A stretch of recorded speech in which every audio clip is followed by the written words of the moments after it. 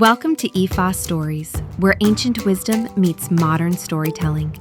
Step into the sacred tradition of Ifa, rooted in Yoruba land and shaped through centuries of interaction with neighboring West African cultures, and preserved in the Lukumi tradition of the diaspora.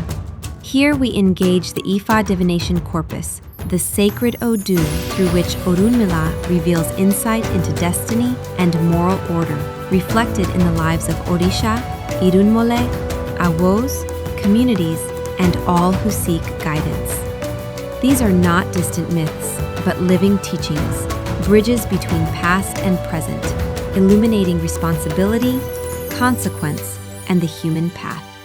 Honor the wisdom. Reflect on destiny. Journey with us into the heart of Ifa. Subscribe and let the stories speak. Learn more at IFAStories.com. Oyeku Bi Iwori performed divination for the mortals, the birds, the animals, and their kind.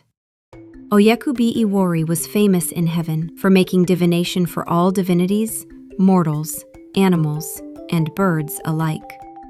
He used to hold meetings with all of them on different occasions. He began by holding meetings with the birds, especially the night witches. The meetings were always held in his house. The convener of these meetings was a bird called Saaro in Yoruba and Esiasio in Bini. To this day, that bird, otherwise known as the convener, continues to play the role of convening meetings of the birds of the air. Oyeku Bi Iwori subsequently also arranged meetings with the animals of the forest. The bush pig, Tukpu in Yoruba and Esioha in Bini, was appointed convener of the meetings of the mammals. At each meeting between the birds and the animals, he used divination to advise both groups on how to avoid the evil machinations of their enemies. Meanwhile, Ogun decided to befriend Oyeku Bi Iwori as a strategy for gaining control over all the animals.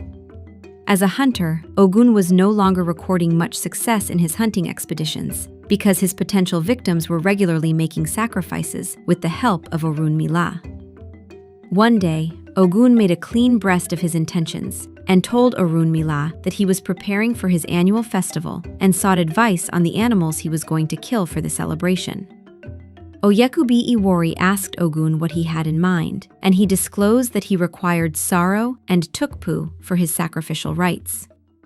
They happened to be the two conveners of the meetings of the birds and animals. Ogun complained that he did not know how to meet them in their homes. Oyeku Bi Iwori told him that this would not be a problem. He advised him that at the next meeting of the birds, if he heard Silu Silu oribo twice, he should come to the venue of the meeting. That would be the call sign of Saaro, indicating that he was at home. On the other hand, if he heard Ode yo okpa tukpu iemona eron igbofo, being the call sign of Tukpu, it would indicate that he was at home. When Ogun asked for the date of the next meeting, Oyeku Bi Iwori indicated that it would be in 17 days' time. Itadogun. However, Orunmila had no intention of betraying his clients. He subsequently advised the two groups to offer a he-goat to Eshu, and to dig a bunker underneath the room where they held their meetings. They did exactly as they were advised. On the day of the meeting, Saaro and Tukpu convened the gathering after taking cover inside the bunker. When Ogun heard the call signs, he went to the venue. Upon arrival, he met Oyeku Bi Iwori alone. Oyeku Bi Iwori explained that, for the first time, Saaro seemed not to have successfully convened a valid meeting, but he invited Ogun to sit down.